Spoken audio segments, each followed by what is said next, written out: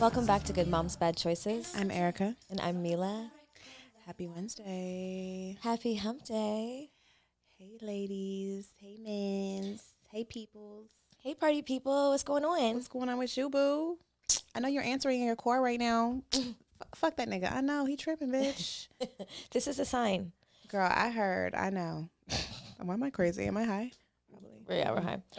How are you? What's going on? I'm good. I am wonderful. Feel good. Feel great. It's summertime in the city. And we's popping. I cannot complain. We're so popping. Oh my God, we're like so popping. We're so popping. Everyone is immediately turning the podcast off right now. They're like, fuck these bitches. Wait, hold up. Not fuck these bitches. Go these bitches. Because wherever the fuck you're at in your car, I hope you're saying that you're the fuck. What did I just say? Popping? That you're the fuck popping too. Shit. I hope you're in the car like, I'm popping. Yeah, because you are popping too. We could all be popping. You is popping, girl. We see you. You looking fine today, bitch. You look real good. Shit, if you haven't told yourself you're popping lately, remind yourself who the fuck you are. You're fucking popping. Poppington. Popping. Insert Chris Brown here. Remember that time we made out on the tour bus? It's going to be my celebrity story for life. I don't care. Oh, God. I'm jealous. You should be. Wow. I'm never going to stop talking about it. I was 18. Back in my day, I was backstage with Chris Brown. You're going to get his True Hollywood story. Famous podcaster. Me and Chris Brown had a thing. And your tell-all. Unsung. Oh, my God. I didn't give him none, though, because I was scared. I wish I did. Yeah, we are high for sure. Oh, my God. Well, anyway. We have a special guest here today. You probably hear her wondrous laugh in the background. We have our very good friend, actually guest of the show for the second time, Goddess motherfucking Jessie. Hey. Iwa Omi Sheun. Yeah. Iya Omi Sheun. Iya Omi Sheyun. What up? What it do? What it is? What's popping? Last time you were on our show, you were Pussy Party. Yes. Pussy Party. Pussy So if Party you guys, podcast. make sure you check out that episode because we did that. Was it during COVID? No, it wasn't No, even this during was COVID. before It was that. right Life before. Was still good. We was. Yeah. It was very early on. It was Yeah. true because we weren't doing a lot of virtual episodes at all, but like we felt called and we were like, let's do it. Also, Jessie, we did this one podcast with her like 3 years ago, and then she magically resurfaced.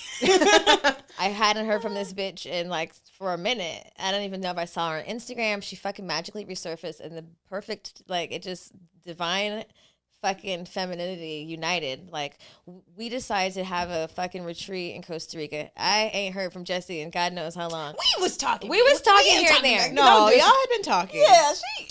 You knew she was going to be in Costa Rica. Yeah, That's because what I'm we've saying. been talking. But that was the part where I'm saying, We're friends. I know when I did. No, but there wasn't, I think there was like a was a gap. little It gap. was- There was Yeah. a gap. Yeah. And then she was like, hey, I'm about to be in Costa. I said, we're going to Costa Rica. She said, me too. And it just so happened that this bitch just happened to be in Costa Rica getting out of another certification 30 minutes from the pickup spot in fucking Costa Rica from the day one of our retreat. So I was like, first she was like, I might come, I don't know. And then she Googled the address. She was like, bitch, I'm 30 minutes from the pickup spot. I said, well, bitch, Because jump Costa on. Rica's big. Costa Right, Rica's a right. huge country. Yeah. She's like, bitch, I'm coming. I said, I know you are. Like, the divine way in which God works is crazy. Like, she literally, we had talked about it, but she just happened to be down the motherfucking street on the day the motherfucking shuttle came.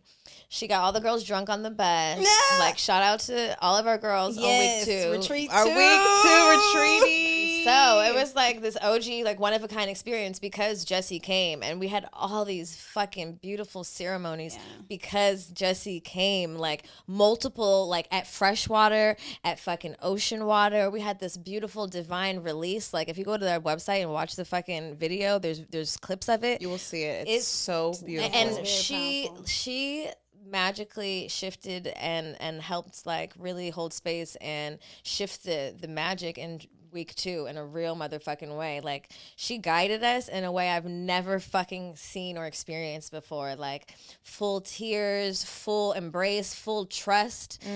We did a beautiful 40th birthday celebration for someone at the freshwater and under 2 waterfalls. She was dressed in white, wearing a crown. Just so happened this other girl put this in her fucking bag. This was not planned. This was not planned. Jessie had impromptu. all of these fucking tools in her bag. Had a fucking bell. Had honey.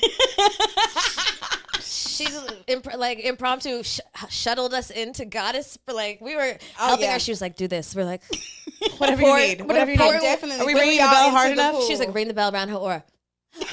You would have thought we were her fucking mentees. She had we were. She had half a coconut. She's like, pour water over her head. I was baptizing a woman. We were all crying. It was the most magical fucking this trip confirmed my witchiness. I was like, and I already accepted it. You know, for everyone who's just listening, like witchy in all the good ways, the good witch. But she you really helped me understand in a real fucking way my power and the power of women, period. Oh yeah. And the retreat is it was whew, oh that was shit. When women come together, this shift, the way the magic dwelled in the jungle that way, just the beginning of her just happening to be down the fucking street and how it continued to manifest that way. Everything was so perfect, all the perfect people. It was just such a perfect experience. So I am here to sing Jessie's praises any motherfucking day. All day, every day, for real, honestly. Oh my gosh. I mean, hey, yeah, God works in mysterious ways. Oshun works in mysterious ways. I really appreciate y'all for just all the work that y'all have done. I just remember many times throughout the retreat, pulling out to the side and being like, look what you did. Look, you know, I know you wrote this down and look. And sometimes I think that is what support or leadership looks like. Not always just shoving information down your throat or making you submit to a certain process, but pointing your head in the right direction of your greatness or pointing your head in the right direction of your purpose, right? And to me, that's what I felt like. I just came and maybe put a little bit of structure into a few places where the energy was created for a massive healing and a shift to happen. And that wouldn't have happened if y'all would not have created that space, you know, and brought those women together and led, you know. And so, yeah, I kind of threw y'all into the water. I threw y'all, you know how they say, did you learn how to swim or did your people just push you in the deep end? We got pushed in. Yeah, I definitely, because, you know, it's not in you, it's on you. It, you know, the gifts that I may teach or help people understand that they have, you know, they are behind your emotions. And that was a very emotional moment. So you were at your, you know, most powerful. And you were kind of trusting that because you weren't so much in your head. So when you kind of get put into it, that what we call a knowing unknowingly comes up. And you remember that past life when we've been doing this, you know, before. Yeah. And we know the prayers. We know. And that's really what I want to talk about today, too, because, you know, when we had that experience, it did feel very intuitive. It felt familiar. I felt like, why does this feel like, I got emotional because I felt like, oh my God, I've been deprived of this experience as a Black woman. And I know this feels familiar. And although even in our own spiritual practices that me and Jamila have explored, I felt like there's something that's still missing almost and what is it? And when we had that experience out there, I was like, oh, this might be it. So I know that a lot of women, especially Black women, we've heard about you know, Oshun and what a high priestess is, but we don't. I feel like there's not really a lot of knowledge, I guess in a broad way about really what it is and your practice. So can you kind of maybe tell us how you how you got into it and what it is exactly? Right. So how I got into it. Well, my story, I went through a divorce. I had a divorce. And I did a 30-day little detox or whatever. And then I decided to study herbs. And when I decided to study herbs, you know, it's kind of like that rabbit hole, you know, when you start to feel an area is right for you and you like hone in on it as a craft. And so I went to a spiritual store, but it also was like a spiritual house. I didn't really know at the time. And I learned about the spiritual and the magical properties of herbs. That's like where I started. And I went through that class and I learned just, you know, another side of healing. That's what I was looking for. And at the end, the guy who was teaching it, who's my godfather now, Absalom Yashira, so people call him Doc, he asked, hey, I noticed you're not working with any spirits. And I'm like, what? Like, oh, yeah, of course I'm. What you mean? And he was like, yeah, you basically, he saw something in me from, I guess, how I just took the homeworks and the different things of learning how to actually work with the herbs and do formulations and all those things. And he was like, yeah, you should look up Esrule Dantor and Esrule Frida. And so those are Loa. Those are spirits in Voodoo. So that's a whole nother side from Orisha. And I looked it up, and I never resonated with something more in my life as far as, you know, a spirit or energy or, you know, these things that we read about. And that just led me down, you know, a hole of learning and studying. And, you know, once I started to figure out my ancestry, you know, where I came from and what I did, that kind of opened up another side. And the door to Orisha opened because I was studying and learning about Voodoo first. And then understanding that the basis of Voodoo is Catholicism. I didn't know that. The foundation is? Mm-hmm. Like most people that practice Voodoo are devout Catholics because the prayers, it's in French or Creole, you know, like a lot of that stuff is the basic of that. Voodoo is Catholicism. It's indigenous, like African practice, and then the indigenous practice of this land put together. And so, you know, someone may be saying Saint Lazarus, but you know, they're also talking about, you know, the energy of, you know, the man at the crossroads, Elegua, you know, a spirit or a Orisha or, you know, different things like that. Mm-hmm. And so we didn't realize that a lot of times these practices were kind of combined or covered because at one point in time in our history, it was illegal for us to practice what we practice. Slave times. You know. So it's almost like it's like a code. It's like code for other shit. Yeah, I mean, yeah, it is. Essentially. It is. In the beginning, it was kind of cloaked like that. So think about it. We were in Africa. We practiced Orisha Ifa. We practiced Voodoo. And we practiced, you know, the Kemetic, you know, practice. And life happens, and we end up going to these different places outside of outside of Africa. And then in the Dominican, they may let you keep your language and they may let you keep your culture a little bit, but you've got to put Shango under another saint, or you got to put Oshun under Our Mother, the Guadalupe. Do you know how many, I know you know how many Hispanic women are wearing Our Mother Guadalupe pendant. Yeah. Bracelets. Kids, they're in the house, the candles, the flowers. Oshun. Right? But it's nothing demonic about that. There's nothing. They are Catholics. Wow. You know what I'm saying? Right? But, you know, Santeria. Go to Puerto Rico. Go to Dominican. Go to Haiti. It's Voodoo. It's other things. Right? And it's just really the darker the place, the more, quote unquote, demonic it is. Of course. Right. And so that has also got to America. And the thing is, in America, we had it the harshest. Our culture, our language, the practice, everything was pretty much stripped. So, the Bible, right? This is what you get. So that's what you get. But the thing is, we never stopped practicing. Because how do you think we got out of slavery? Because of the rituals, because of the, you know, things that we had to do where we took the spiritual technology. Because the thing is, there was a point in time in Africa where we were the most connected to the earth. We had the knowledge, but we were not doing right by each other as people. Thus, slavery happened.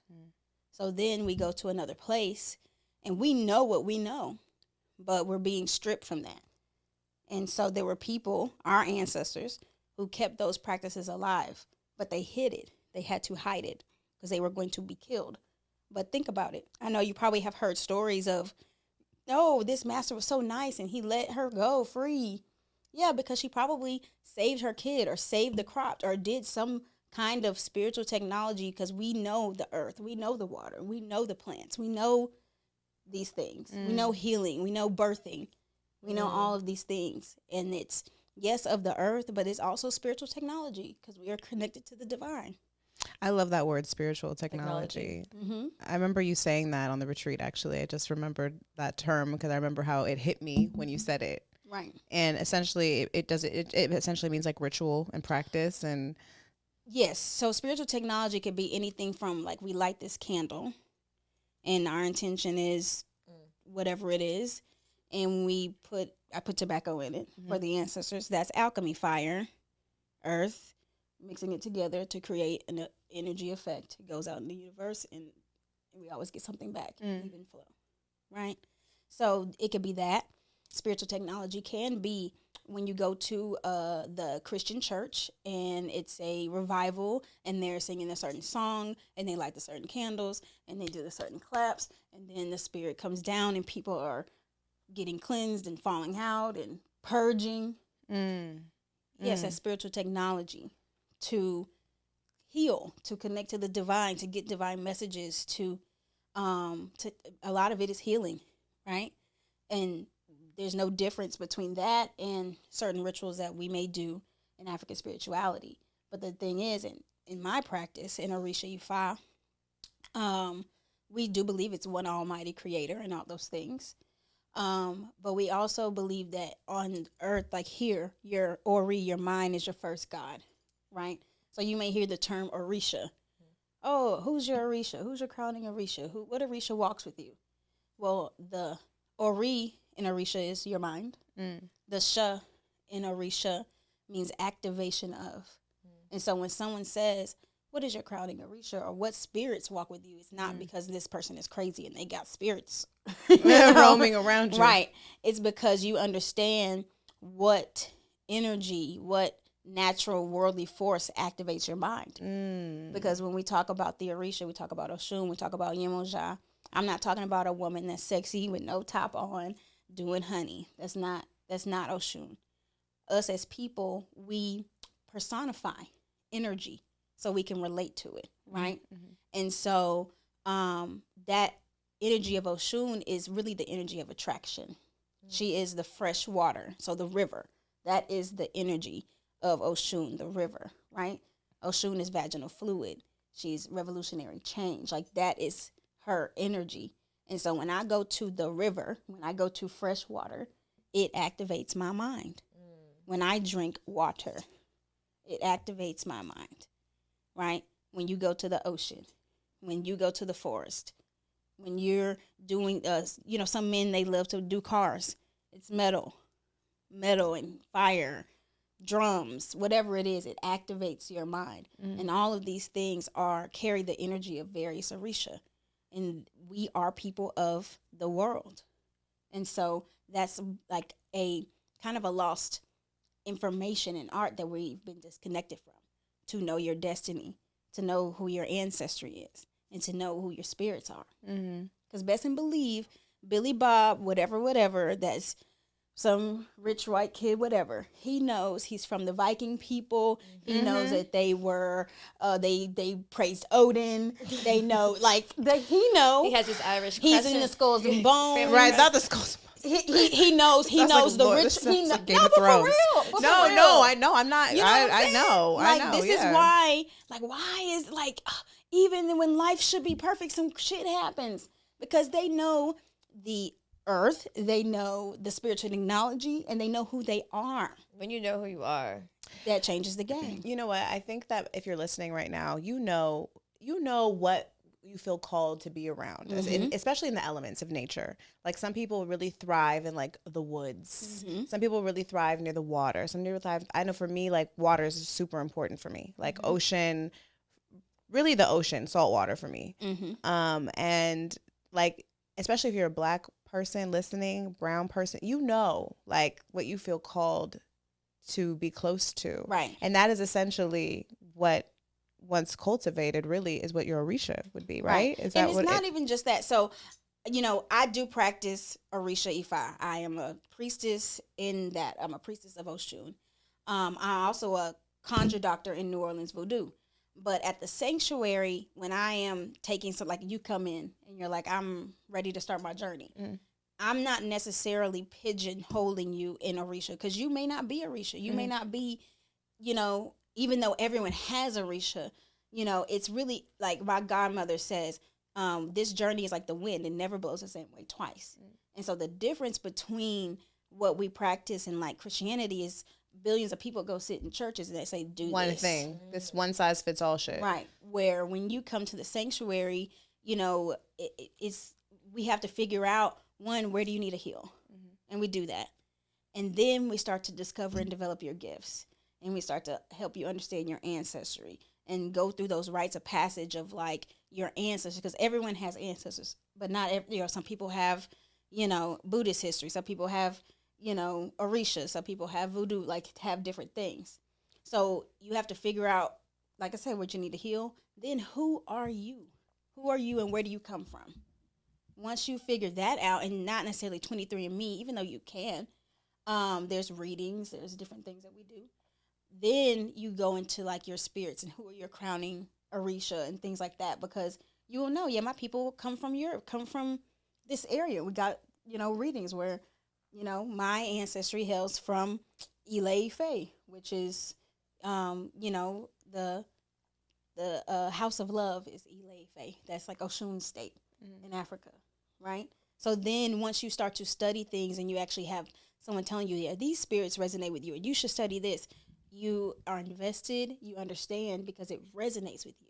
It's not just a one size fits all. Like some women listening, you may hear it like right now, like, oh my God, Oshun, da da da da. And you're probably right, because Oshun is calling a lot of her daughters, right? But you may be called to Isis. You may be called to Lakshmi. You may be called to Marie Laveau. You may be called to Ezrule. That's all different subsets of practices. So that's why the ancestor, like, understanding is really important, because we all come from different places, you know? Also, we have, like, the indigenous Indian. We have the Hindu. We have, like, with the Mexican heritage, all that stuff. Like, there's different spirits. There's different, you know, things that you cultivate across all those things. So, like I said, when you get done, yeah, you probably daughter of Yemoja, that might be like a primary place for you. But you also have a spirit guide that's Celtic. You also have a spirit guide that's, you know, a Chinese warrior, you know, and then you understand yourself and your scope, your gifts, you know, like what your powers are and where they come from, you know. So I can go into a certain space. Like, let's say, for example, what happened the other day? Oh, my eyelashes, right? So I went to like an Indian place and got the threading, and they be snatching your eyebrows. shit. Yes, for my eyebrows.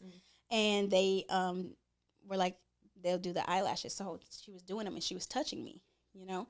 And one of my gifts is, you know, at me as a priestess, I do have the ability to kind of gauge certain spirits and energies that are around, right? And I'm a medium too. So I can hear or see, in a way, ancestors, people who have died, and, you know, they communicate. And one lady's ancestor was like, she's having issues with her stomach and she needs to drink aloe juice. And then each one of the girls, because it was two ladies doing me and one was watching, and as they were touching me, my body was like, you know how you get the chills? Like, we have these feelings, we have these things that have always been there. It's like, oh, I'm into it, I'm empathic. Yeah, you're probably a medium. You're probably supposed to be a priestess. You're probably supposed to be a healer, or, you know, you're probably supposed to conjure spirit through dance. Like, there's so many different things, you know, that we are connected to, that we write off as just being Black girl magic. Yes, hello, Black girl magic, right? So anyways, when I got done, I said, hey, because now at this point I have to tell messages. Like, I can't hold them in. I said, are one of you having stomach pains or stomach issues? And she said, yeah, her. And I said, you know, you need to drink aloe juice, and it's affecting your sex drive.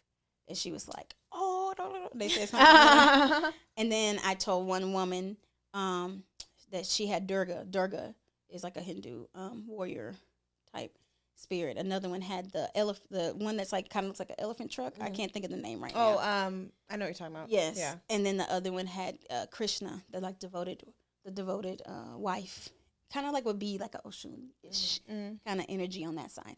And the only reason why I'm able to do that is because as a medium, I know that when you have certain ancestors, well, for me, you have to have a connection to the ancestry to hear the message. They're very secretive like that. They're not just going to tell people whatever, right? So if you have it in you, then you can connect to it. And Durga is a spirit guide for me.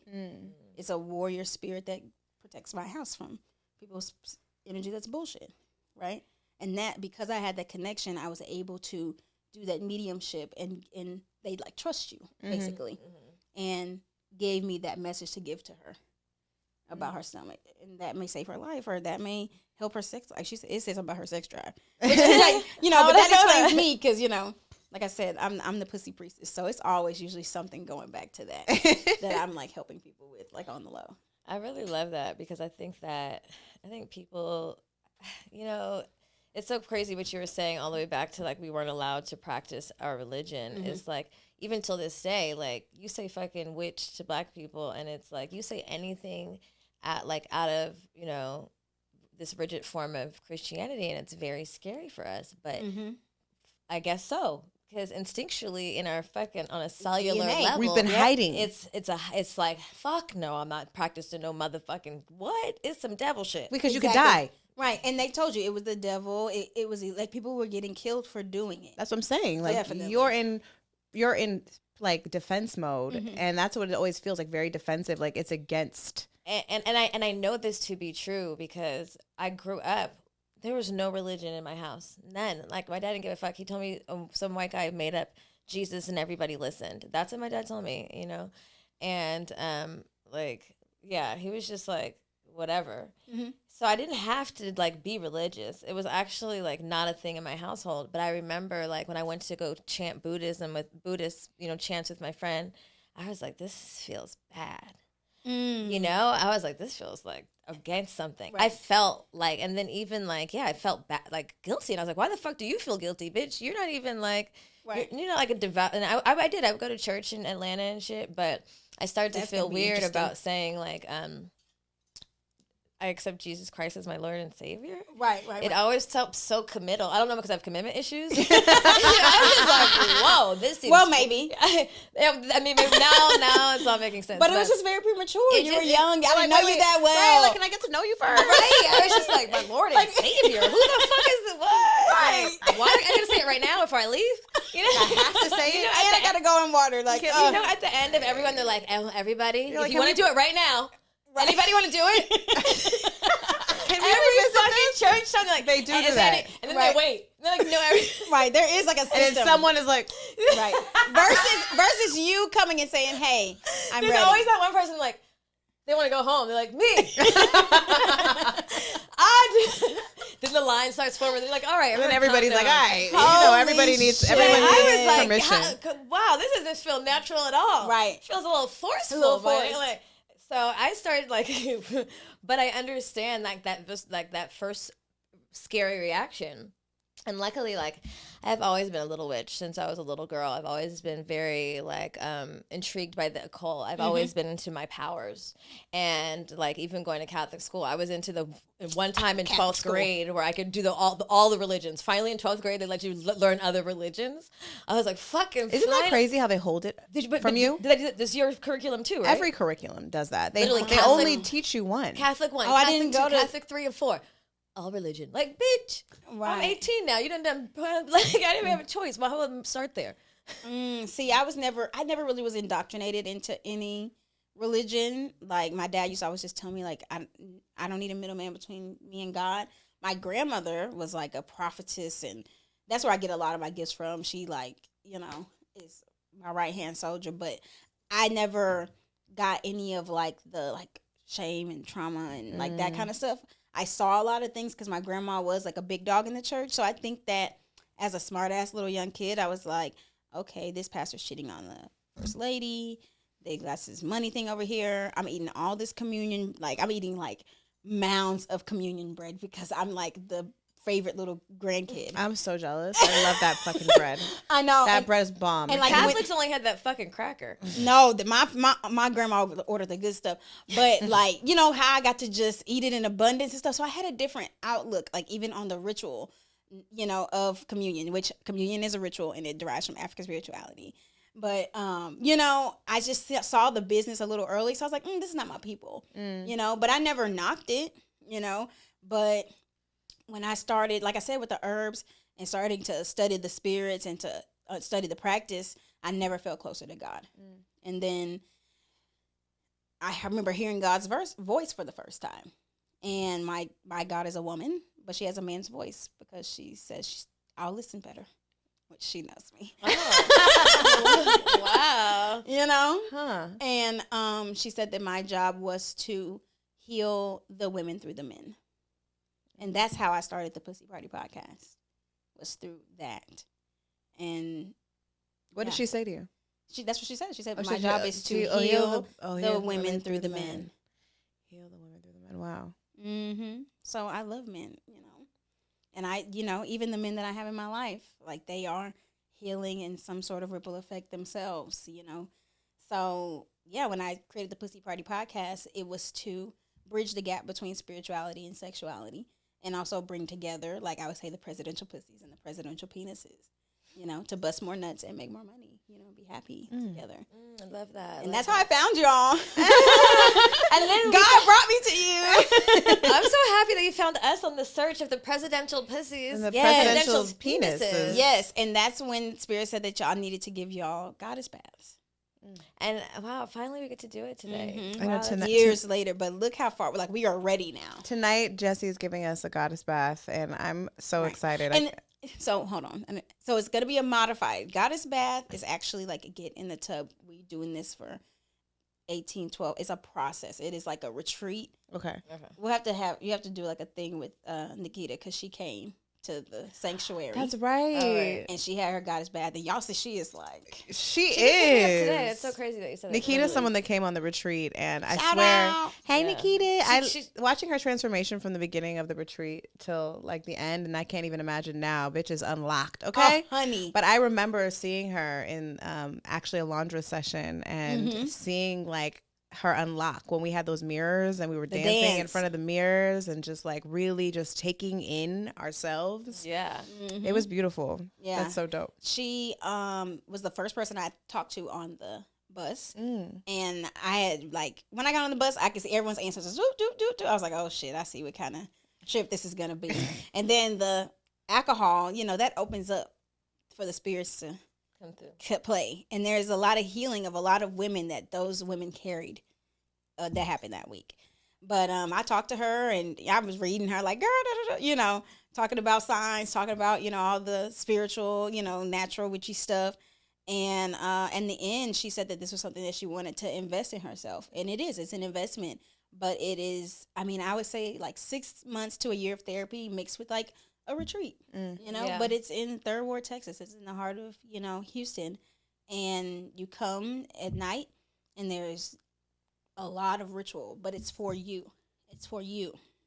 And there's, you know, offerings, there's readings, you know, there's a formulation of certain herbs and many other things for what you're actually going to be sitting in. And then, you know, we go through a process. There's a lot of shadow work and mirror work and things like that, and connecting with your ancestors, your spirit guides, whoever comes to the dark stuff, you know. And I'm guiding you. You know, we are going on a plant medicine journey, and we go in, and I, you know, walk through your valley of shadow of death, or I walk through your brightest. We walk through whatever we need to walk through, and you know, I fight those things with you, and you come out, a goddess. You know, understanding you always were. You know, but really being actualized in that way, and it's a beautiful experience. So we're going to do a form of that. We're going to do more hoodoo style. So hoodoo is more like the lifestyle practice of spirituality that really was made in the in African, like American culture, to fight white supremacy. That's where a lot of different, like, certain spells, fidelity, keep your man, lost spells, stuff to get you out of jail. Like, people abuse those kind of things now or whatever, but a lot of, I mean, back in the day, if a woman didn't have a man, she couldn't get a house, she couldn't take care of her kids, she couldn't get a bank account. You know what I'm saying? So Survival. yeah, she created a spell to keep her man from, walking in the hands of another woman. So these are our practices. This is our ancestors, invented these things. We had certain things to get our men out of jail because they were being unlawfully, detained since KKK and slave catcher times type stuff. So that's where protection stuff comes into play. All these things are practices that are modifications of spiritual technology that we had to adapt and create as we came through to this form from, like, where we were in Africa. So that's why, like, now it's like, oh yeah, witchy, but it's way deeper than that. Like, we all have witch ancestors, yes. Most of our ancestors were witches too, yes. But, you are a diviner, you are a medium, you are, a clairvoyant, you are, you have healing hands, you have prophetic dreams, you can speak, you're a prayer warrior. You can pray over someone and pray healing over them. Like, that is grander, than just witch. But also, too, yes, witch, too. Right. So I'm excited for you guys. Because y'all are going out in the world, and you're doing, y'all's work. And so you need covering and protection, too, to keep balance, you know what I'm saying, of, just getting more and more in the spotlight and seen and all those things, and your pussy being out there. So yeah, that's the other part I think that we need to talk about on the spiritual spectrum of things. Because I have a lot of people that come into the sanctuary and they are preacher's kids or former, praise dancer, this, whatever, right? And they have a hatred for the church, or they have a disdain for the church, or they have a, it's not necessarily a healthy relationship there, right? And I think that in all these various religions, the thing that what makes it just not click at the end of the day is the separation of sexuality and almost everything feminine in it, right? And so, as people get so upset by this. Like, it really disturbs them. And I realize that through a few different conversations that we've had on the show, and even, like, talking about manifesting and masturbation, like, people being like, how dare you pray while you masturbate? Like, it's like, whoa. And it's just like, yeah. And obviously, like, I think it's so, people need to, like, words matter to people, and sometimes it's a matter of just, like, not, if you don't say witch, you use another word, and then suddenly it clicks. Right. Or they say, you even relating, like, the history of, our history in Africa, and then it being covered by Christianity. Then people are like, oh, that does kind of make sense. Like, it's so interesting how people really, really gravitate towards what words mean versus, like, what is the overall intention here. Right. Definitely. And, like, what are we trying to accomplish here? And, like, what is it that we're tapping into, which is yourself. And essentially that's what religion, God created people and in the image of God, and I think we're all connected and we all know that, and that's why all the stories are very similar, and there's rituals all across, but we've been so programmed to have these, like, boundaries about how it could look. Because, like, even as a child, I remember thinking, like, watching the fucking Pocahontas, like, yeah, like, thinking that water has spirit and, like, the living trees, like, that makes sense to me. Right, the tree was her grandma. Yeah, that made sense to me. You know? Definitely. Like, because these are things that are all living. We're all existing together, and you feel the energy coming off of those living things. Right. So, like, I sometimes I just encourage people to, like, question everything, question it all, and also don't limit it. Like, you can do this and do this, and just because someone does this, it doesn't mean that it's evil. Like, loving and worshiping yourself and being, like, in tune with yourself and being in tune with your pleasure and, like, what that looks like. Like, remember, God or whoever that is your thing, who created you, your creator spirit, like, they intended for us to live. to breathe. Like, why would we be in this form and this magic, like, with each other if we were not intended to, like, have the human experience. Have the human experience, which is the beauty of touch, of feel, of embrace, of exchange, of movement. You know, like, we get to really embody something as a spirit and experience one another, have conversations. Like, lovemaking looks so different. Like, really engage with all of your senses all the fucking time. Well, think about, like, how even, like, those people that are the naysayers of that, I would argue that they've definitely probably had spiritual sexual experiences with their lovers and, like, orgasm, but they don't relate the two. They don't. They don't relate the two, but they've experienced it. And it's like, it's just like this disconnection from your body. Right. I even can see it in, like, the spiritual world. There's, like, my higher self and my lower self, my higher wants and my cardinal desires. It's still that same kind of, like, separation. Yeah. And, like, your lower self is still yourself. You know, let's be clear. Let's be clear. It's the a same house wouldn't be shit without the slab foundation. Girl. You know what I'm saying? And so that's what I'm saying. And to me, that culture is, like, it's problematic. And I think that's why we have the issues that we have with women in these spaces, you know? And so everyone that has gone through well, not everyone, let me not say that, but a lot of people have had negative experiences going into pick a organization, pick a religion, a group. And there's this misuse or abuse of power. And usually it's dealing with some man in a powerful position and a young woman. And so I really felt like that's what separates the sanctuary from a lot of other places. Because, yeah, we are Ile, Oshun, Orisha, all that stuff. But it's a safe place for women to discover and develop their gifts. And you cannot discover and develop who you are without acknowledging the sensual and sexual energy and the pussy. We cannot, ignore it. When we put it to the side and we act like it doesn't exist, it creates a space and opportunity for it to be exploited, for it to be totally, like, shunned and, like, put down in this, place, or to be abused, right? Because there's a level of ignorance of us not understanding our power, us not understanding our gifts, us not understanding it doesn't matter if the guy is some guy that works in the corner or if he's the priest of the whole big church. He is not exempt from your energy if it is powerful as it is. So be conscious of learning and connecting and going into certain situations thinking that, oh, I'm just the student and he's just this thing, right? When no, bitch, you are a goddess. Right. You are a priestess. You are all these things. So you need to understand that, yes, as you're developing and that someone's probably going to understand that and eventually maybe take advantage of it because they know that you're ignorant. They know that you don't know, what all you're carrying. And they don't know, right. to when it gets to a certain degree. And so I feel like for me, if I have a woman that goes through my program and she understands what her issues are, she understands what her gifts are, she understands actual, like, what Orisha are, she understands the foundation of the practice. She could go off. She doesn't have to come under me and, be in my home. Be in my Ile. She can have her own. Like, church can be at your house.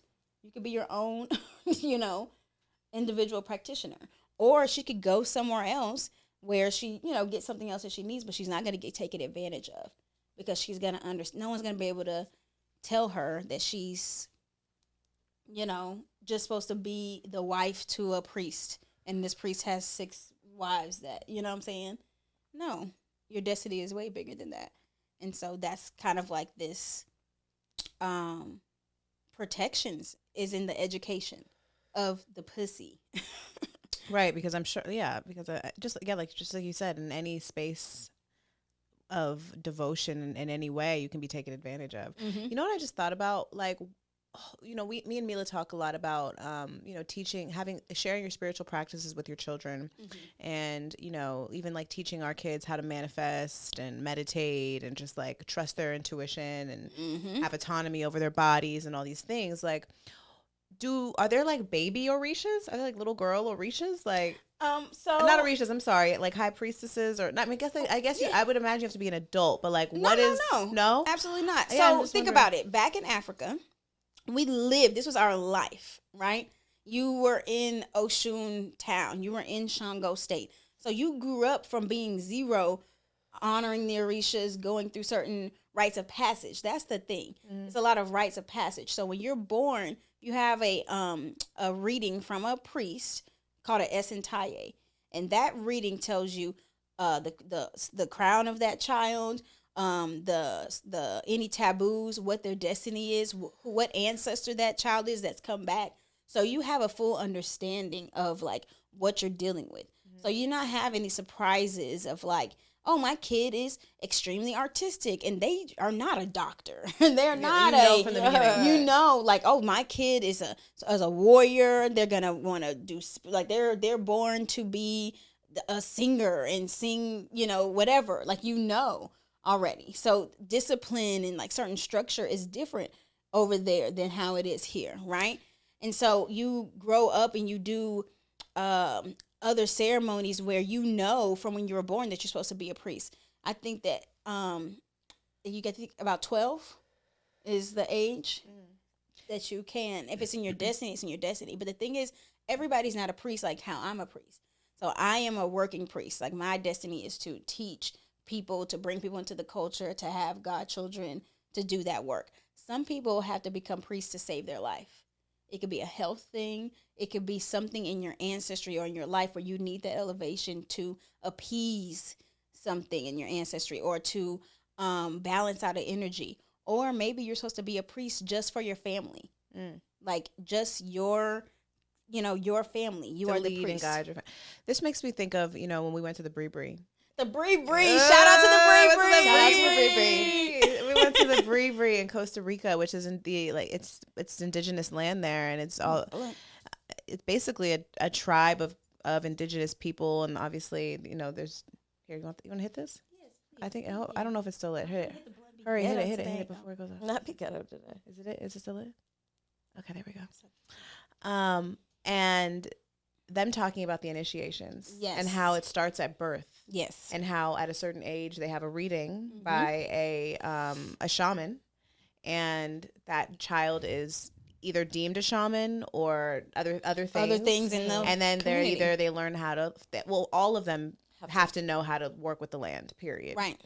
And by the time I think it was like by 15 or 12, I can't recall, but like they're like professional like land workers essentially. Exactly. They know how to all like the plants, the medicines, how to build a house, like provide for their family, like bitches. Yeah. And thinking about how that Costa Rica obviously is not anywhere near Africa, but these traditions, a lot of them, every one of them mimic each other in the way, at least in their foundations. Right. Yes. A lot, like you were saying, a lot of the things and the rituals, like they're all similar and all connected. Well, a lot of them are similar and connected because they come from Africa. Right. Because we invented this shit. Right. We invented this shit. Yeah, we did. We did. Breaking news. Right? Breaking news. So, like, a lot of things in Christianity, I Don't be offended. tell people, like, this is BC, before, like, I'm talking about what I practice is before Christ, right? Remember in school how you learn that timeline?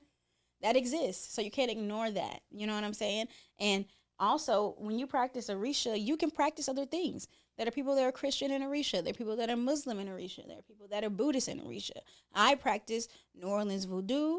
I am a Orisha priestess.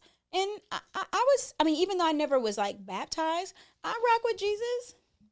You know what I'm saying? Like, I have certain Orisha, like, because in our culture, you can receive Orisha. And it's a consecration of a certain, implement that brings that spirit into your home. My Obatala, which is another Orisha, he's like the father of man. He created man. There's we did a Obatala offering. Yeah. Right. So you get a certain path because these Orishas, they came and had human experiences. And they reincarnated many times in many places. And that's where all the stories and things come from. And the path that I have birthed to me is the one that's associated with the crucified Christ and the Holy Trinity.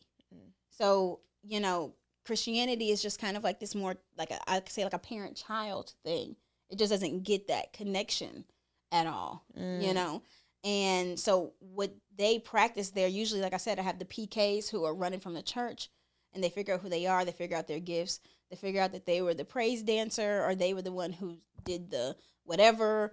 And so they know how to conjure spirit through dance, or they know how to heal people, like through being a prayer warrior, speaking in tongues, and all these things. And so they run from it. They figure out who they are, but they acknowledge their femininity too. They acknowledge their true essence and power and totality.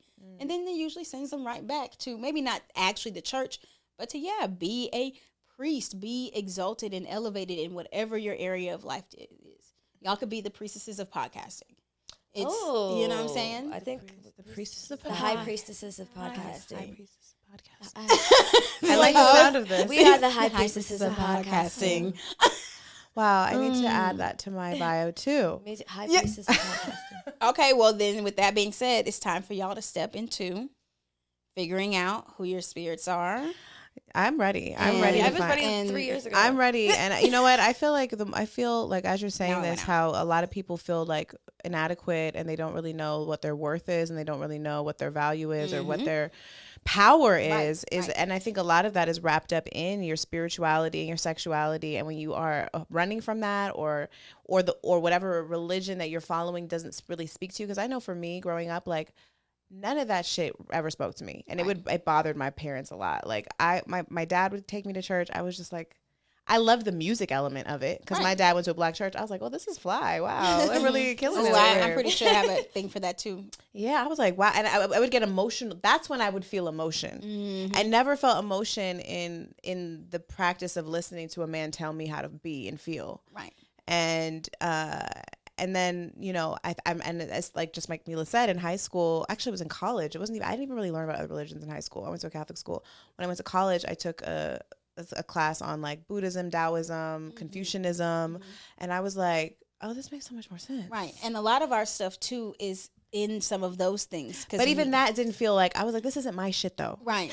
Like, I was like, this makes more sense than the other shit. Right, like maybe Kama Sutra, but all the other shit. But, you know, but I think not having necessarily, even now, like, I'm still I feel like on the search of trying to really understand what my power is. Right. There is a level of insecurity, I feel, because I don't. There's like a level of confusion a little bit. You don't know where to place it. Even sometimes in my spiritual practices, like, is this my spiritual practice? Like, there's times where I'm doing things and rituals where I'm like, this feels really good. And there's times where I'm like, am I doing it right? And I shouldn't shouldn't feel that way when I'm in practice. Absolutely. So I think, like, for people that are listening right now, and I think there's probably a lot of women that feel like me, like, it's time. Right. It's time to tap in and figure that out, bitch, because Time to figure it out, bitch. it really is, because this is the time. Women, we are elevating, and this is the missing element right here. This is how you're gonna get rich. Exactly. This is how you're going to find that man. This is how and the man that is going to be able to, you know, match your energy and respect you and honor you, you know, and succeed in parenthood and motherhood, and just overall live your motherfucking best life. Motherfucking best life. I really like the word totality. Like, I think that a lot of our programming is, you know, like parts of yourself. Compartmentalized. Hide this part. But as women, like, you can't hide this. Right. You can't hide this. My pussy will walk first in every room. In every room. You know what I'm saying? And it does us such a disservice to ignore a portion of ourselves for the comfortability of who the fuck ever. A lot of times for each other, a lot of times of men, a lot of times of ourselves, because we're asking for too much attention. Because, like, why does this thigh is so fucking overwhelming? You can't fucking think, right? Like, no, but so much self-hate. So much self-hate. A lot of self-hate. And shame has been fucking planted on us so fucking early that we didn't even ask for, so much so that conversations like this make us uncomfortable. But listen, bitch, it's making you uncomfortable because it's telling you something. Right, that's why you need to grow. Your body is reacting because don't you feel like you're missing something? You're missing something if you're not in tune with your sensuality. Like, we create people. We are God. God's a woman. Surprise. You are God. And, like, being not in tune with your body and with your sensuality and the fact that you can create and not honoring that, and, like, what the the vast, really abundance of that what that fucking means. Like, you are the universe. And if you don't start checking people, like, they don't fucking know it. And most importantly, grasping yourself that way, checking yourself, praising yourself that way, worshiping yourself that way. I don't know, like, one time I was in deep meditation, and I was like, I had this crazy thought, like, why don't I, like, praise myself the way, like, people praise God? Mm-hmm. Why am I not as unconditionally loving to myself? Like, people are so, like, this, like, you're not allowed. You're not allowed. Mm-mm. It but feels, or is that an illusion? that's an illusion. It's an illusion. And that's the game. People, like, that's how they fuck the game up. Right. I mean, honestly, I remember once I definitely knew I was a goddess. And I would say that started with my tantric practice. Shout out to Amina Patterson, Elena Tantra. But she's the one who opened me up to the goddess lifestyle. Spirituality and all that stuff was one thing, and it was great, and it was free, and I just wasn't sexually free, so it just worked for me. But going on that side and understanding the goddess lifestyle, that I think was the shift. And when I go to Chick-fil-A, they're like, what name? Goddess Jessie. And they're like, Jessie. I'm like, Goddess Jessie. Goddess. Goddess. Yeah, or when I'm in the club, like, Goddess. I'm like, Goddess. Like, God. And sometimes they just say Goddess. And I'm like, well, at least, it's like saying doctor. Like, yes. And saying that and putting that energy out there, like, now I don't even have to say it like people say it. But yeah, putting that energy out there and demanding that they acknowledge you as so that it's always in motion. It's always going. It's always flowing. You're always being reminded. You're always asserting yourself as so, because you are. Right. And the thing is, it's about acknowledging the feminine energy. It's not female. It's feminine. So once we acknowledge that in us and we push it out, we start receiving that.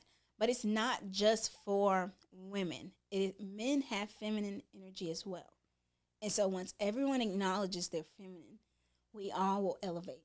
The vibration of where we are, just kind of in our chill, will be higher. Oh my God. I just got chills thinking about that, because I feel like the reason why the world is so toxic is because men are so tapped into just being masculine. And that's it. And we both, even women, we have masculine energy as well. But, like, there's a balance that has to happen. And we all know feminine energy. It's the nurturers of the world. We're the nurturers. And that's why when women lead, there's balance. Right. When feminine energy is leading, there's balance. We are the mother. Yeah. And that's why, too, ladies, we have to heal our relationships with men. We have to love, honor, respect, and invest in them. Like, we have, like, the thing is that we all have our dukes up. And I see it in spiritual warfare, because I be going, like, spiritual battle for some of you bitches in the spiritual realm. My dreams were going woo after the treat. And I went to battle for you bitches. But the thing is, we have to realize, like, we create our lives. We are goddess, right? And so get out of the victim seat and stop fighting. Put your dukes down. One of us, we have to stop, the men or the women. And I want, this cultivation with, the black men. They're there. We know them. They are there. And we just kind of have to, like, bring it together. And the only way to be able to do that is to stop fighting the feminine within you. And then the men will stop fighting the feminine within them. And then we can all be, I think, happier and vibrating on a different level, because then we'll be able to truly see each other in our true selves, who we were before all of this shit happened. And they did a lot of things to fuck us up. But one of the biggest things that they did was they took this practice away from us, and they took us away from each other. So figure out who the fuck you are and acknowledge your feminine. And I think the world is going to be a better place, because you will be a better bitch. I think the first time, like, I really started to acknowledge my powers was when I met Erica. And, like, when we started to, like, speak things into existence really easily in the beginning, I was like, And we started to do it more, and I'm like, And I think we both kind of knew, like, which little, like, we could manipulate energy and our intentions meant something. But when we start to see, like, little things, like, I always say this, but it's like this kind of confidence started to conjure. And that was, like, my first time really believing in the, like, understanding the power of feminine energy combined. Right. And the magic, the intention, like, we literally would just look at each other like, bow, bow. And then within hours or days, bow, bow. And now to the point where, like, literally, she said this to me today, like, we can make anything happen. Anything. And I believe that. And I know that. And like the power, like, and I know you said, I think we also have to understand that like trusting in other women and putting our guard down with other women will allow us to put the guard down with our own femininity. We can't do it alone. And like Right. that in compassion. the privacy of your home alone. Yeah, like that judgmental bullshit. Like everybody, we all got shit, you know, but we all really need each other's support. And like that combined force with Erica then built this huge network and ricocheted of all these bomb ass women that I now call my friends, like hundreds of women. I'm like, I can call for this, I can call for that. I need a goddess bath. Let me call fucking Jessie. You know what I'm saying? Like, what the fuck do I need? Because that's what we put out this call together. We figured it out, and we put this fucking siren out, and now there's this fucking crazy, beautiful network and beautiful like of tribe everywhere. Yes. And like that's the power of tapping in and not being afraid of the nurturing, softer, feminine parts of yourself. Right. Absolutely. And like your power, like it's your power, and that's okay. It doesn't take anything away from anything else. You know, but like it can change the trajectory of some shit. And that is today's pussy church. Right? But okay, so do you want, I can give you, so let's talk about witches. I think this could be a Patreon thing. Okay. Because it's like, I'm about to give y'all some game. Okay, we're about to go in on witches. Right. For all the people now interested, join Right. Patreon. So in the practice of Orisha and Ifa, there is something called the Iyami, right? And it's like how you say Iya, so it's Iyami. It's like a greater. And it is basically, they call it the witches, but it's really the sacred mothers, right? So think about like the vultures, the birds that watch over, and they can see the whole world, and they're watching, and they keep balance of this realm and the other realms, right? And that is that like kind of ultimate, like very cosmic high level of feminine oversight and energy, right? It's dark, it's light, it's everything in between. It's, you know, it's power and balance, right? And so in our practice, we believe that there are three witches. They call them the white, the black, and the red. And the white witch would be, you know, divine justice and blessings and things like that. The black may be, you know, harming the earth, harming other people's character, different things, and seeing certain returns in energy. Like when someone, like you see those videos where someone tries to kick someone in the butt and they end up falling, you know, that kind of energy. And then you got the red where, you know, someone rapes a girl and then he like is killed in a car crash. You know, it's balance, right? To energy, but it's in all ways back and forth, right? And so when someone sends like that evil eye, we talk about evil eye energy, sending me hoodoo, throwing roots on me. That girl threw energy on me, all that crazy shit, right? That energy is real, and there are people out here that have some deep hurt shit. And Haters? And they do things, but the energy is so cosmic and so like unconscious from every woman and every person. We all have me in us. We all have witch energy, but it's not witch, you know what I'm saying? It's like I said, it's a sacred psychic energy, right? And so that is why whenever we kind of get in situations like we're dealing with someone that got a baby mama, or they got a mom that's controlling, or they have an ex that whatever, and we feel certain energy, that's that energy of that woman. She didn't send that man, I hope you never have another successful relationship. That's that sacred energy. And then now you fucking them. And you got your greatness and your everything, and you're like, why is my shit whatever? Like, it's those kind of situations to, you know, stuff at work, stuff at relationship and family, like not even just relationship-wise, but the witch energy is always moving, right? And so there are certain rituals that you could do to honor the sacred mothers and also to keep the energy at bay, keep that evil eye, quote-unquote, kind of energy at bay. Where you have accidents, you have mishaps, you lose your phone, you drop your key, like all that kind of like retrograde shit, but it's happening in our lives all the time. And so what you need to do is you need to get, the easiest one would be to get 3 eggs. Get 3 eggs and cleanse off with the eggs. And if anyone is of Hispanic descent, you're probably used to cleansing with eggs because it's a part of your culture. It's nothing demonic about doing an egg cleanse if you have the flu. It's eggs. Right. I just want to be clear. Yes. I'm just saying, like, people be tripping, like, oh my God, I could put, she told me put eggs on my body. Like, it's the devil. Yeah, no, but don't Bitch, crack it's it. eggs. You cleanse it off with it. And you're going to take those eggs to the base of a tree. And you're going to beg the Iami to not do the bidding of your enemies. That's what you say. I beg the Iami to not do the bidding of my enemies. And then you say Kosi. And Kosi means I drive away. And you can say Kosi fear, Kosi corona, Kosi misunderstandings, Kosi the blocker at my job, Kosi whatever behaviors, whatever that you want to drive away from you. And, you know, I do this on a monthly basis. You break the eggs over you first, and you take the shells to the tree? No, you just...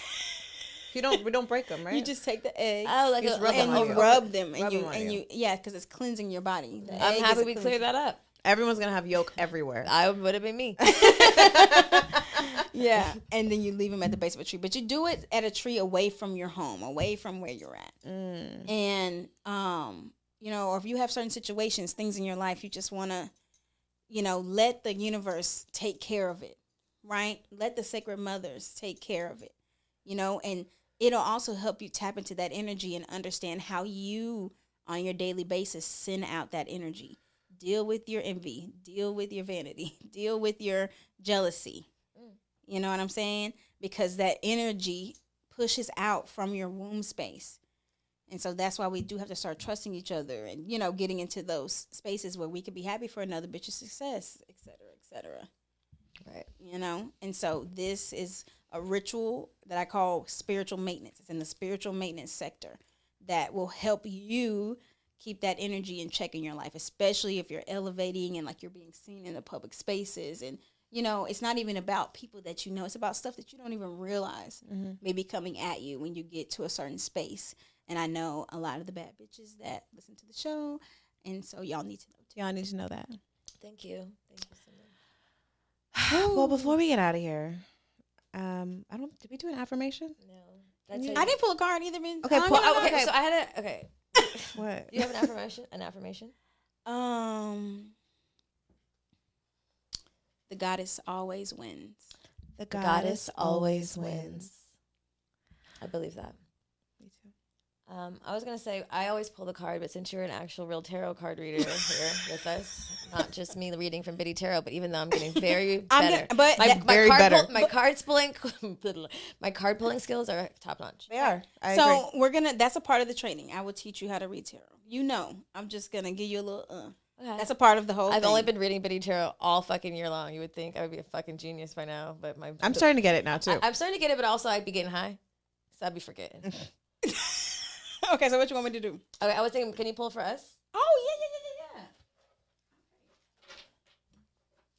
Like maybe one. No, you can shuffle it. Oh, you want me to shuffle it? Yeah. Okay. I was like, should I pull from the top? I don't know. Think sexy thoughts.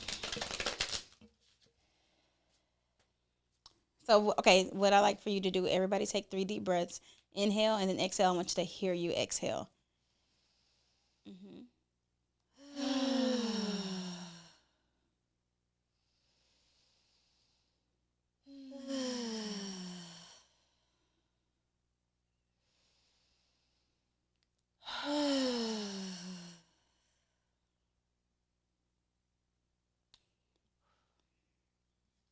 Okay.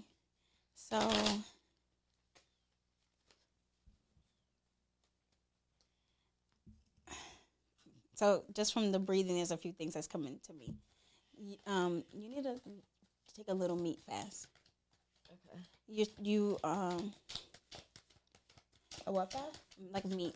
Fast. Yeah, just a little bit. Sounds right. I think it's making you too hot. It's making you too like aggressive. You know, like right now, you need to conserve your energy before Cancer season starts. Because once Cancer season starts, the energy you think you need right now you're gonna really need by the time your solar return comes. So eat cool foods, like cool yourself down, and even do some research and like what's feminine herbs, what's feminine, everything, Okay. and put that in your body. Okay. So yeah, you actually are in a interestingly soft place right now.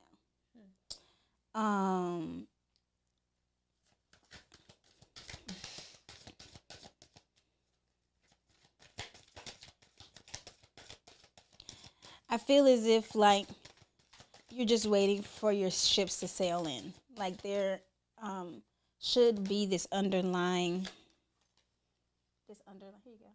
This underlying sureness that like you're almost there. Like what you're looking for is like it's right there. Like you ever seen the meme of the guy sitting there under the cave and he stopped digging and the other person is digging still and the diamonds are like 1 inch away? No, but I love this. You never seen that? Uh-uh. Yeah, it's like a meme where basically it's like you never knew how close you were until you quit. Right there, yeah. Yeah, and I feel like where you are underneath whatever the fuck is going on, that there is a sureness that what you are looking for or what you're trying to attain, like you're so motherfucking close. If you don't know that, that's the message. Okay. That you're very close. But I feel a calmness in your spirit that I have not felt before. And so just sit and like savor that. Okay. I want to. Yes. I want to. I feel frantic a lot, actually. I mean, I do feel softer, I will say, because I've really been actively like trying to work on that part of myself, but I do feel like I'm waiting for my ships to sail in. I feel that way. Right. I feel very confident about that. Right. Well, now is a time for you to, whatever work you do, you need to do it like you already have it, not like you're still asking for it. Like stop asking for it, and just maybe do more giving thanks for it, and done. So you got the Empress, you got the 10 of Wands. This is 9 of Wands. Oh, 9 of Wands. My bad, I'm high. That's a 9 of Wands. Oh, okay. Yes. So the 9 of Wands shows that there's a lot of protections that are up, but I don't think you may necessarily need them all. Like you see how there's like that is built to build a wall, but you can see through them. Like bitch, we can see you. You know, it really looks like that, right? You know, and like I said, that I think it's like not a waste of energy. Like trust, like you could trust. You're safe. You're protected. You got your stick. You don't need all those other things. You know what I'm saying? Like you are, fierce. You know. And there is a lot of work to be done. There's a lot of different little opportunities that are kind of related, but in different spaces. And that's where you need to put your focus and your protections up, is in those worlds or what have you. But like just in your life or your space or your environment or your people, you're good. Okay? Okay. You want another baby? What? I've said that I could be easily convinced. I could be not easily. Wait, whoa. What? I could be convinced, but I don't know. I consider it all the time. I think about it all the time. Not like consider having one, but like wonder if I will. Like I'm okay if I don't, but I'm okay if I do. I just feel like me acknowledging what you said and like acting like I already have it I would feel more safe, and I'd maybe say yes. I understand that. You know? Right. Well, I definitely feel like with your spiritual elevation will bring what you need to get you comfortable for that, because it is definitely like there. It's there.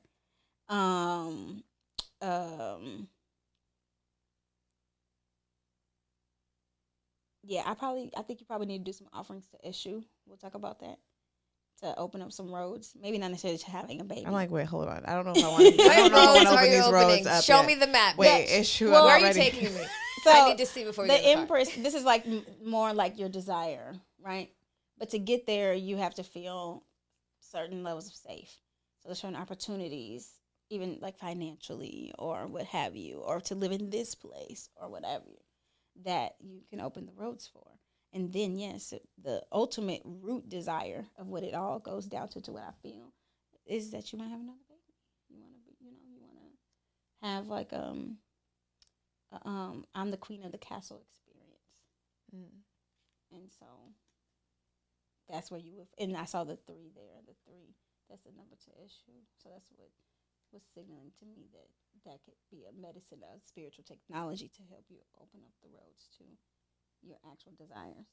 You know, because we open up the roads to these things. I want to do the book. I want to do the show. I want to make $10,000 in my bank account every month without me having to do shit. Right? Sounds like me and Jamila. Right? Are you listening to us? But really, once you understand, and that's me, that's what I discovered as me going through my own goddess work. So I'm the goddess of desires. I can read people's desires deep down. And that's the thing, is you want to have a certain life where you can have the queen of the castle experience of motherhood and wife, all those things, right? And like boss bitch, like on a business thing too, you know? Like if Queen Elizabeth was Black and lived in LA. Yeah, I mean, I just want one thing that I've been like debating in my mind is like, I was like, I know I'm gonna be successful, so do I like what are the requirements that of me having like the family that I want? Is it the success? Is it the financial like stability? Like, would I feel more safe having a child if I felt like I could take care of both of my childs alone? Mm-hmm. And really, that's what it is because like I want to know that I'll be straight. I won't have to rely on anything or anybody, and then I would feel more safe, even knowing that I might have a baby with someone and they could potentially leave, just to share in that experience. Because I would. There's part of me that wants to redo that experience. Right, absolutely. Or relive it or do it again and see what it's like. Right. You know? And even though I know you say that, ultimately it actually happening and it actually going well and it actually, you know, being everything that you deserve it to be is it. And it can happen, and that's the desire. So we can't modify it, even though we would, of course. Well, I always like have a backup plan, but even in my fantasy, if that nigga leaves, right? But that's the work is to let that go. That's the work. I know. And Oshun, that's what I'm saying. Doing the offering to Oshun, this is like a key right there.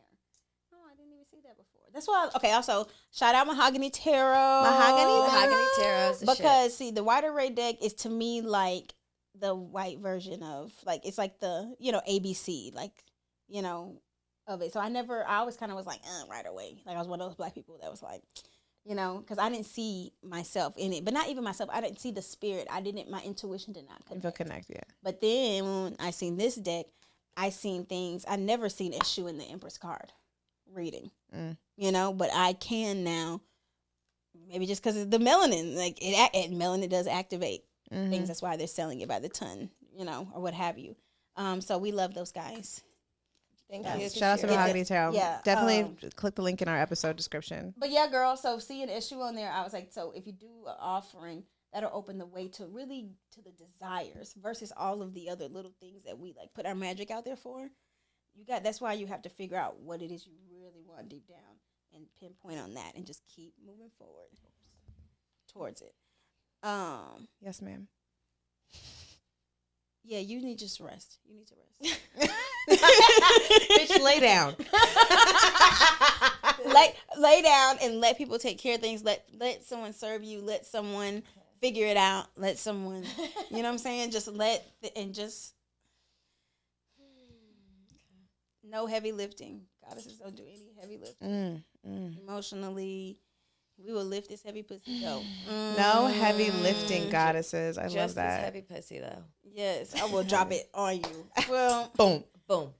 That's all you're gonna need. I'm not gonna do shit else. Yes. So first step is we're gonna do your Hoodoo style baths tonight and cleansing, and then if we have some time to do some candle work, I got a dick candle, but I don't know if y'all need it.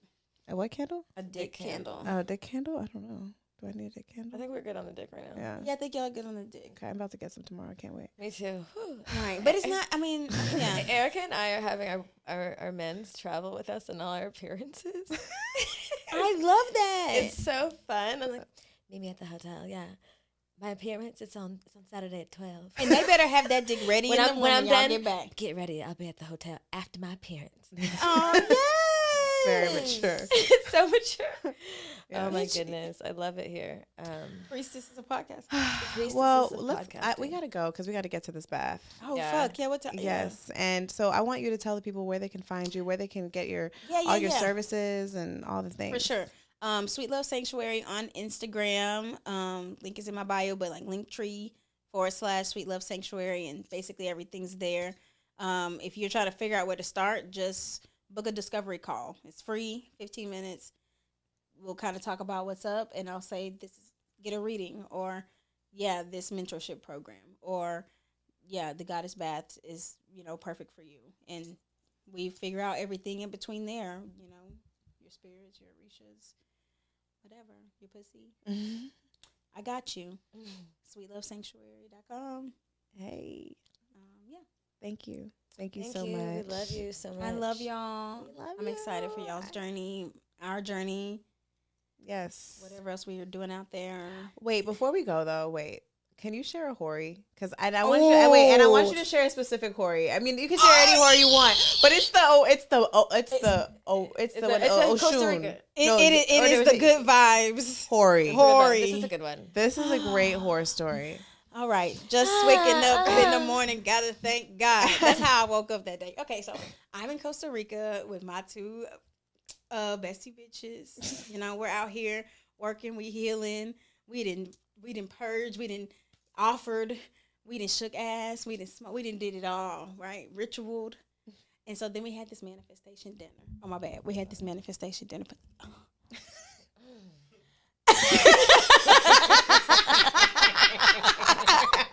Okay, step by step. And so we were getting the manifest dinner together, and y'all made y'all's oracle cards that y'all put on everyone's placemats. And something happened where I ended up having to move seats, and one of y'all drew me a different card. You switched seats, so you got a different Yeah. card. Yeah. Anyways, one of these. I put the cards down. I put the cards down. Remember, I said this live on the television. One of these priestesses drew me another card, and my card said, "You are made of love, and love will always find you." And yes, I shade to that, right? So we end up going to learn about the Bree, and then we ended up at the waterfall with the Bree, and that's when we ended up doing all that spiritual work of the releasing, and we did the baptism for what's her name for Meek, yeah. And it was beautiful, right? And I'm like getting pictures at the end because I've been working, bitch. I ain't take no pictures in the waterfall. All these bitches is looking fine. I'm like bathing, I'm slaying in the spirit. And so then, the photographer Bessie of the year over here is like, take here, come She right was here. so beautiful. I was like, go over there. Go stand over there. She's like, hold on. She's coming from my feet. I'm like, see, this is a real one. She had a We white need to see more than suit. actually. I need to include these pictures in the episode. Oh, yeah. Because you look fine. Oh, thanks. So there's like a little cove of the waterfall down there, and and mark my words, right? I did say this, right? You sure did. I said, I want to go on that adventure down there, and I want to see what's at the river down there. I said, I don't want to go with none of you bitches. I want to go with a man. Mm-hmm.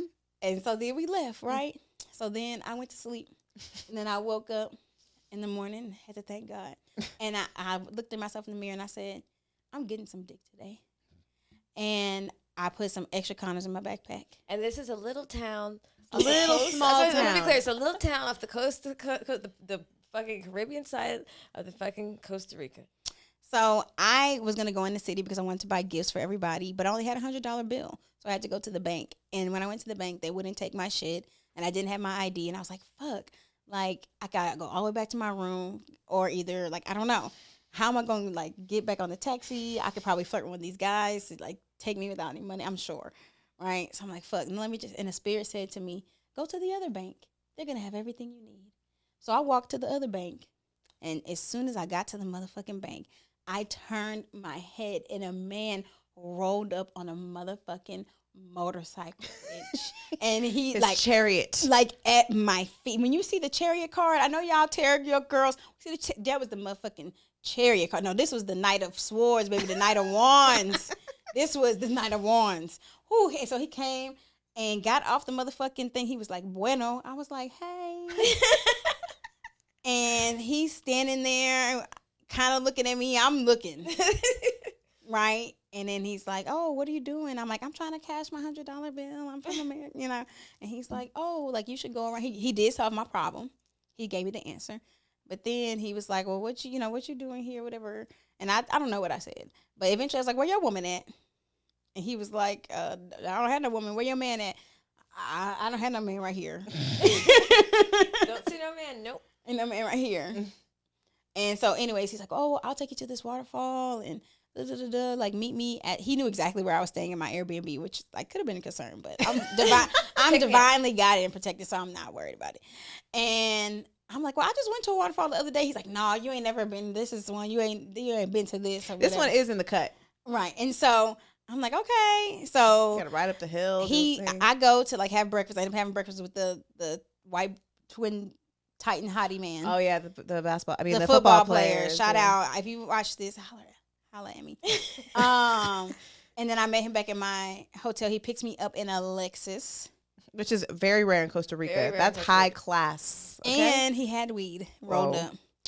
So we get in the car, and we're like holding hands, and we're doing the whole thing and all that stuff. I'm getting high. I took a little shrooms, and he took me to well, at first I was like, well, maybe like they all go up a mountain. Because we were ready to like go up the side of the mountain. We had to take 2 cars to get up there. But then we got to Homeboy where they got the like sodas and the Capri Suns and stuff right there. You're like, no, I know this guy. I know this guy. He like gave him like $3. I was like, oh, okay, we're going to the like high roller, right? And so then he takes me to the top. I guess there's like another at the top and shows me the whole like top view and shit. I'm like, oh, okay. He's like, well, come on, let's go down there.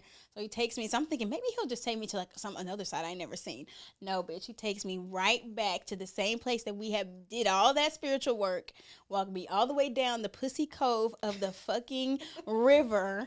Like there was some trees that had fallen, so we went over the trees so then you couldn't like see us, and it was just like water coming down. It looked like a scene from motherfucking Lion King or some shit like that. And we put like the towel down on the riverbank, and we made love on the motherfucking like waterfall riverbank thing. In the jungle. In the jungle. In the motherfucking jungle, bitch. The birds, the monkeys. I was like, it was overstimulating. It was everything. Oh my God. I deserved it. And in that moment, I remember I was like, oh, and he had like I love plantains. I love plantains now. Oh, I smell like plantains. Right? It was like, oh, and uncircumcised. It was in its natural form. He was beautiful. He was that beautiful. picture you showed us. I was like, what the fuck? It was like he was in. You see a man in the wild. You see the back of him, all brolic and like gold he lived and there, brown. but like it was like. Yeah. It looked like something of like the ancient times. It really did. And look, so beautiful. I got on top of him because I think he's like, oh, let me get on top. And I don't know what he's dealing with in Costa Rica, but I was like, oh, I was waiting for you to say something. And so he was surprised, right? And so then I thought to myself, hold on, this is some other shit. Like I manifested this. I manifested this with my bitches, like really. So I told him, I was like, moments like this, you can manifest a miracle. So be mindful of your thoughts. He was like, okay. And I sent energy out to I was like, oh man, it was fucking amazing. So then after it was over, I was like, okay, I got to put my pussy in the water. Like, obviously, like I got to, and I didn't even say that while I was having sex, I had my little playlist on. Oh. And I had this playlist. It's called 33 My Jesus Year on Apple if you want to follow me. And one of the songs is like a blues for Nina, like the poem that's like kind of turns into a song at the end or whatever. And in there, they're like, Lawrence Tate says like, is your name Yemiya? It's like, oh, hell no. It's got to be Oshun. So when I heard that, while this man is inside of me, while I'm at the river, after I just got done doing spiritual work to my mother, Oshun, I was like inside, like, oh, right? So anyways, It was amazing. It was good. We orgasmed. I sent the energy out. I did all the manifestations of the world that I feel like we are still feeling the effects of. Okay. Thank you. And I remember seeing like the motherfucking sacred geometry in the trees, and it was fucking beautiful. It was beautiful. I went and got my pussy in the water, and as soon as I put myself under the water, all I could hear Oshun say was, "You trust me now?" And I was like, I am devoted. She's So like, I here know how to I speak your am. language. Here I am doing Oshun's work. Who needs pussy healing? I got you. Well, make sure you go check out Jessie at sweetsanctuary.com. Sweet Love Sanctuary. Sweetlovesanctuary.com. And make sure you follow us, goodmoms_bad choices. Make sure you check out V Vitamins. That's vaginalvitamins.com. Our girl Annie. She actually came to the retreat. You met Annie. She's amazing, Black-owned boric acid vaginal vitamin that actually works, support Black businesses. Yeah, the retreat, you can still come, I think. Maybe, it's last minute. It's very last minute. It will change your life. It's August. We're going next week. But if this episode feels like, you know what, fuck it, I'm about to book this shit. Go check it. Go see if there's any more spots left. I can't guarantee it, but this is your sign that you're supposed to be there. Make sure you rate and review us on Apple. And those are all my requests. Listen to the goddess. Yes, the goddesses. And recognize the goddess in you. Yes, the goddess always wins. Remember that. The goddess always wins. Catch you guys later. Bye.